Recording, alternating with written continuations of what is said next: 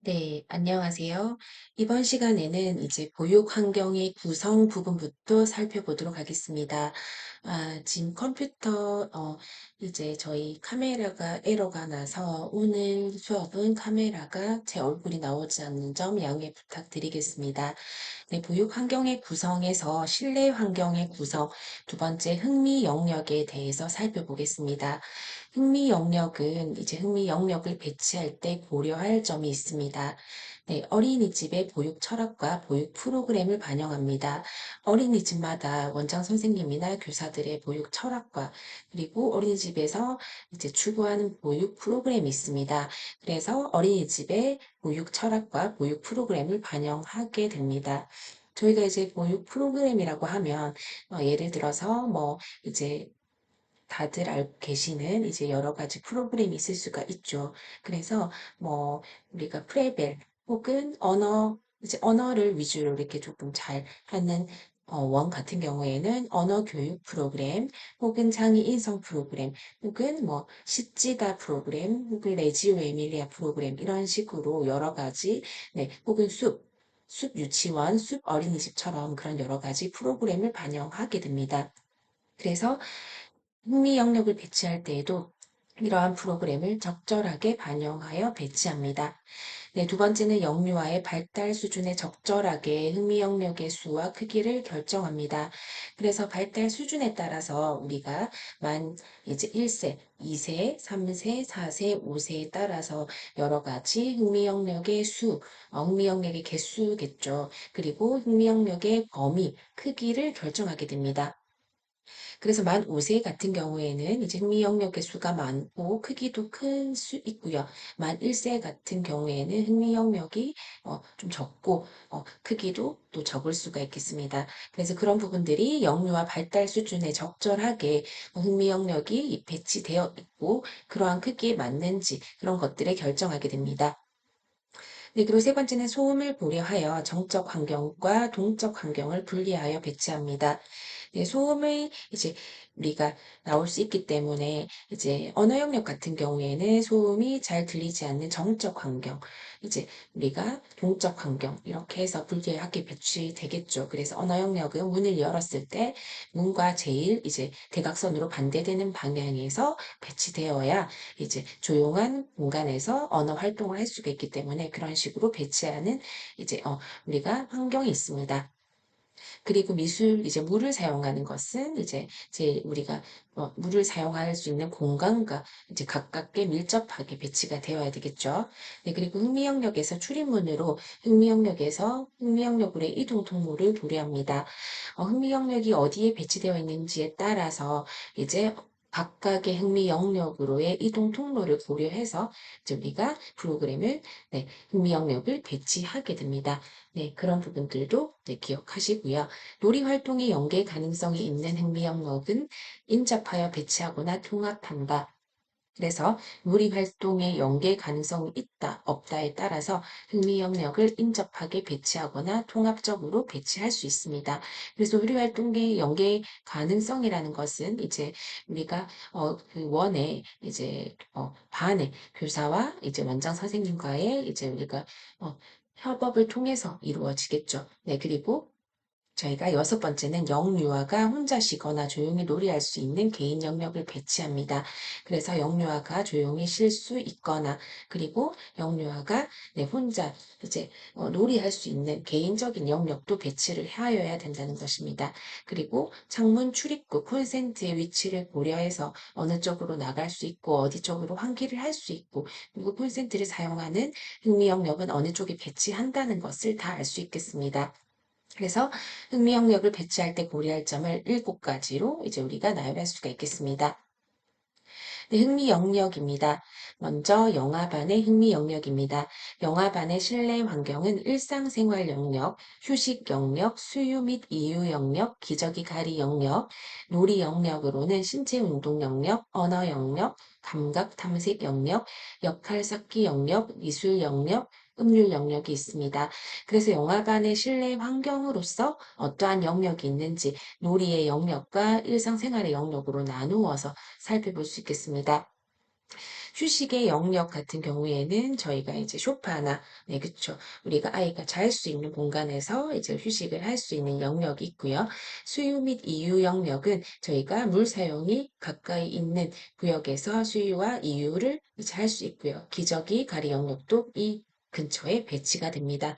네, 그렇게 해서 교사가 자유롭게 이제 재빨리 아이들의 이제 우리가 필요한 것들을 채워줄 수 있도록 그렇게 배치를 하게 돼 있습니다.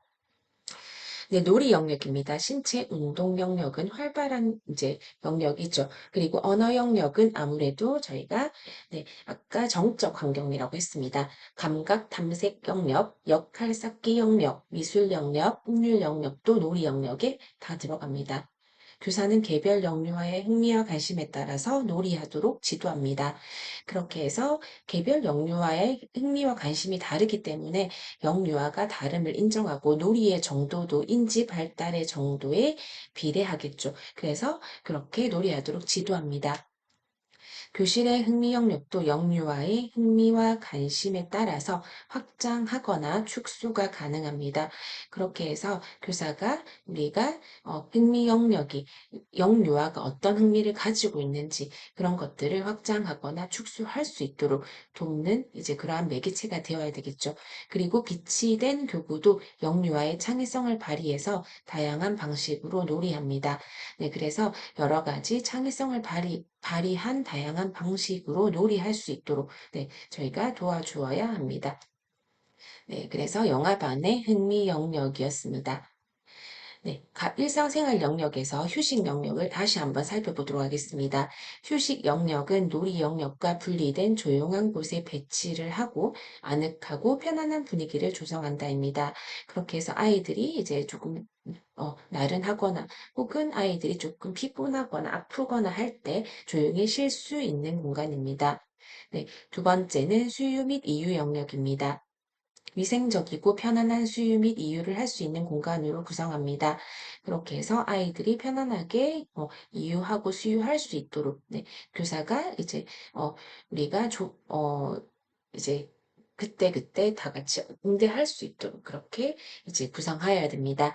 그리고 기저귀 가리 영역은 이제 휴식 공간 가까이에 따뜻한 공간이어야 하며 수도 시설과 가까이에 배치합니다. 네, 그렇게 해서 휴식 영역과 수유 영역, 기저귀 가리 영역을 일상생활 영역이라고 하고 이것을 이제 구성할 수가 있습니다. 네, 영화반의 흥미 영역 중에서 놀이 영역입니다. 놀이 영역 중에서 신체 운동 영역입니다. 영화의 움직임에 대한 욕구를 충족시키기 위해서 안전하게 신체 운동 놀이를 할 수 있는 보육 환경을 마련합니다. 네, 그래서 영화의 움직임, 여기서 보시면 영화반의 낮은 계단과 경사로, 영화반의 탈 것, 놀잇감, 이런 것들로 영화가 신체 운동을 활발하게 할 수 있도록 비치하여야 되는 영역입니다. 네, 그리고 언어 영역입니다. 언어 영역은 조용하고 밝은 곳에 배치하며 아늑하고 편안한 분위기입니다. 교사가 함께 앉아서 책을 읽어줄 수 있을 정도의 공간을 확보하고 바닥에 매트나 카펫을 배치합니다. 그래서 언어 영역은 이제 밝고 아늑한 분위기라는 거 기억해 두시면 되겠습니다. 네, 그래서 신체 운동 영역과 언어 영역, 다음으로는 이제 저희가 감각 및 탐색 영역입니다. 영화들이 다양한 감각을 활용해서 탐색할 수 있도록 놀잇감을 제공합니다. 그래서 영화반의 감각 및 탐색 영역의 교구장이고요. 영화반의 탐색 영역의 교구장 두 번째 이제 배치 사진을 한번 살펴보면 뭐 마이크라든지 공이라든지 저희가 뭐 여러 가지 인형이라든지 자동차 그런 식으로 여러 가지 흥미에 따라서 이제 감각 및 탐색 영역을 저희가 이제 구성할 수 있습니다. 네, 그리고 두 번째는 또 역할 및 쌓기 영역입니다. 영화는 성인의 행동을 따라하거나 일상생활에서 경험한 것을 표현하는 놀이를 좋아하기 때문에 일상생활 놀이를 할 수 있는 놀잇감을 제공합니다. 그래서 이렇게 저희가 쌓기 놀이를 할 수 있는 그쵸? 블럭들이나 종이 이제 쌓기 블럭 이런 것들을 제공하고요. 또래와 놀잇감을 나누어 놀이하는 것이 어렵기 때문에 놀잇감 및 교재 교구가 충분하게 제공되어야 합니다. 충분하게 제공될 수 있도록 저희가 네, 구성하여야 되겠습니다. 네, 다음으로는 미술 영역입니다. 영아들이 그리기, 오리기, 붙이기 등 다양한 미술 활동을 할 수 있도록 미술 도구, 재료들을 교구장에 배치합니다. 네, 그리고 음률 영역입니다. 영아들이 악기를 이용해서 소리를 내보고 노래하며 자신의 생각과 느낌을 표현하는 경험을 할 수 있도록 리듬 악기를 제공합니다. 네, 그렇게 해서 미술 영역에서는 그리고, 오리고, 붙이고 이런 것들을 할 수 있도록 저희가 미술 영역 교구장에는 색연필, 뭐 사인펜, 크레파스 여러 가지 도구 그런 것들 종이 그쵸 종이의 재질도 또 다른 것들을 배치할 수 있겠죠. 그리고 이렇게 영화반의 그리기 공간처럼 공간을 주어서 네, 마음대로 그릴 수 있고 마음대로 이제 저희가 네, 활동을 할 수 있도록 구성을 해주는 것이 필요합니다. 네, 음률 영역은 이제 우리가 악기를 사용해서 소리를 내보고 노래하고 자신의 생각과 느낌을 표현하는 경험을 할 수 있도록 리듬 악기, 우리가 두드릴 수 있고 케이스터네츠나 소리 낼 수 있는 악기들을 제공하게 되겠습니다. 네, 이제는 영화반에 이어 유아반의 흥미 영역입니다. 유아반의 흥미 영역은 쌓기 영역, 언어 영역, 역할 영역, 수 조작 영역, 미술 영역, 음률 영역, 과학 영역 등의 흥미 영역을 중심으로 구성합니다. 유아의 흥미와 요구를 토대로 유아가 자유로운 놀이를 할 수 있도록 흥미 영역을 분리 또는 통합하는 등 이제 융통적으로 운영하게 되겠습니다. 만 3에서 5세의 유아들이 사용하는 교실은 보통 이렇게 생겼습니다. 그래서 고정된 영역을 지속적으로 운영하는 것이 아니라 유아의 놀이에 따라서 공간을 확장하거나 축소하기도 하고 영역의 위치를 조용한 곳으로 이동하는 등 유아의 놀이가 활성화되는 것에 중점을 두고 놀이 공간을 구성합니다. 그렇게 해서 유아의 교실의 전경이 이렇게 나타낼 수가 있습니다. 유아반의 흥미 영역입니다. 쌓기 영역입니다. 첫 번째, 쌓기 영역에서는 주로 다양한 크기의 형태의 블록을 이용해서 3차원의 구조물을 만들며 공간에 대한 감각을 향상시킵니다. 쌓기 영역이 이제 조금 더 정교하고 조금 더 작은 이제 우리가 구성품으로 되어 있는 경우가 많습니다. 소음 방지를 위해서 바닥에 카펫을 마련합니다. 구조물을 쌓을 때는 몰두할 수 있도록 충분한 공간을 확보합니다. 네, 언어 영역입니다. 여기 이제 쌓기 영역에 이어서 언어 영역은 이제 우리가 영화반은 누울 수 있도록 하는 공간이었다면 유아반은 앉아서 책을 볼 수 있는 공간입니다. 그래서 듣기, 말하기, 읽기, 쓰기 등의 활동이 균형 있게 이루어지는 영역입니다. 조용하고 밝은 곳에 배치할 수 있습니다. 유아반의 언어 영역, 이렇게 우리가 책으로 구성할 수 있겠습니다. 역할 영역입니다. 역할 영역은 동적인 영역으로 쌓기 영역과 인접하여 배치합니다. 그래서 우리가 역할 영역에서 이제 어떠한 역할에 대해서 우리가 활동을 해보는지 부엌놀이를 한다든지 뭐 그런 식으로 여러 가지 영역별로 나눌 수가 있겠습니다. 역할 영역은 동적인 영역으로 쌓기 영역과 인접하여 배치합니다. 보육교사는 주기적으로 생활 주제나 유아의 흥미와 이렇게 연계를 시켜서 역할놀이의 주제를 정하고 그에 따른 다양한 이제 소품과 의상을 제공합니다. 네, 요즘에는 좀 더 이제 놀이가 다양해져서 역할놀이 영역이 예전처럼 이제 단일화된 것은 아닙니다. 다음으로 수조작 영역입니다. 수조작 영역은 수학 개념과 관련된 활동과 소근육을 활용하는 활동, 논리적인 문제를 해결하는 게임과 같은 활동을 하는 영역에 배치합니다. 그래서 조용한 곳에 배치를 하게 되겠습니다.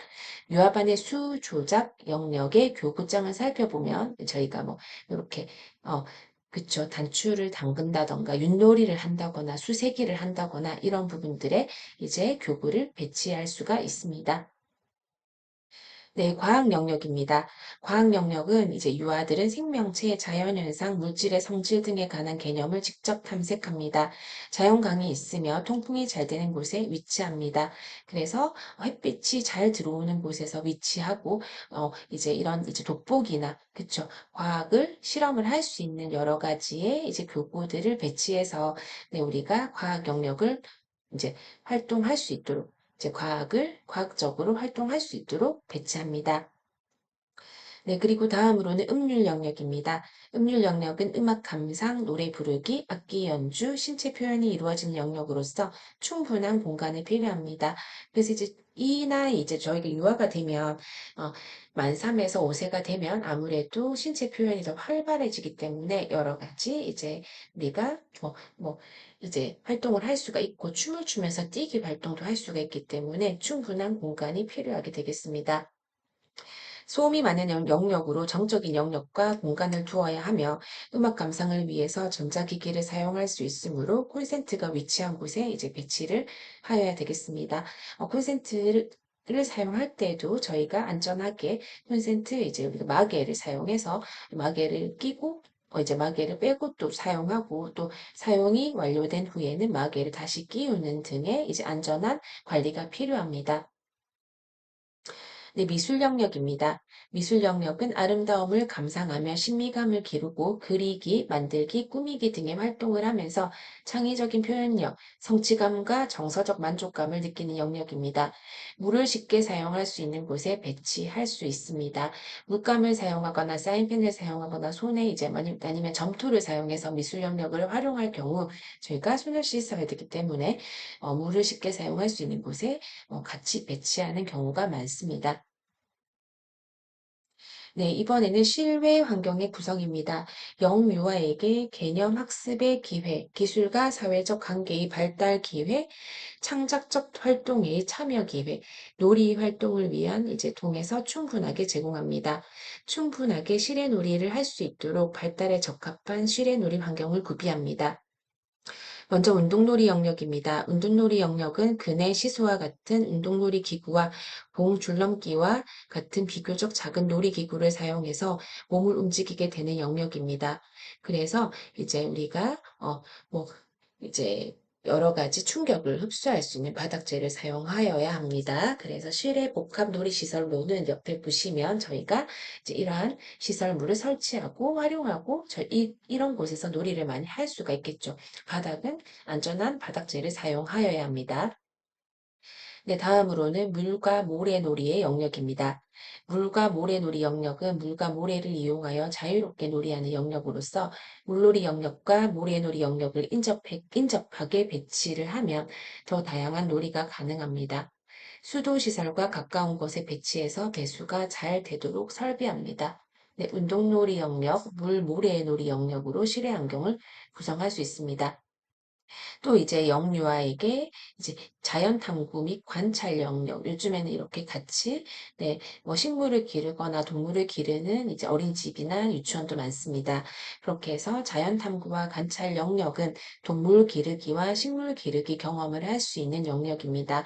여기에서는 저희가 동물 사육장에 또 이제 가는 경우가 있고 동물 사육장이 있는 경우도 있지만 보통은 조금 작은 동물들, 토끼나 그 정도 다람쥐 그런 정도의 이제 동물을 기르는 원이 있고, 이제 휴식 영역에서는 이제 우리가 또 살펴보고자 하면 유아가 동적인 놀이를 하다가 쉬거나 조용한 활동을 하는 영역입니다. 동적이고 소음이 많은 장소에서 분리되게 배치합니다. 지붕을 설치해서 그늘을 만들어주고 간단하게 놀이할 수 있는 놀잇감이나 책 등을 제공합니다. 그렇게 해서 지붕을 설치해서 그늘을 만들어서 그쵸, 놀이할 수 있게끔 놀잇감이나 책 등을 구비하고 조금 이제 휴식을 취할 수 있도록 조용한 곳에 배치를 하게 됩니다. 그래서 실외 환경 구성에서 또 자연 탐구, 관찰, 휴식 영역 살펴보았습니다. 네, 이번 주에 지금 저희가 이제 했었던 실내 환경의 구성 부분도 흥미 영역에서 역할 영역, 다시 한번 살펴보고자 하면 저희가 이 부분도 중간고사 시험에 들어가기 때문에 여기에서 다시 한번 짚어보고 넘어가겠습니다.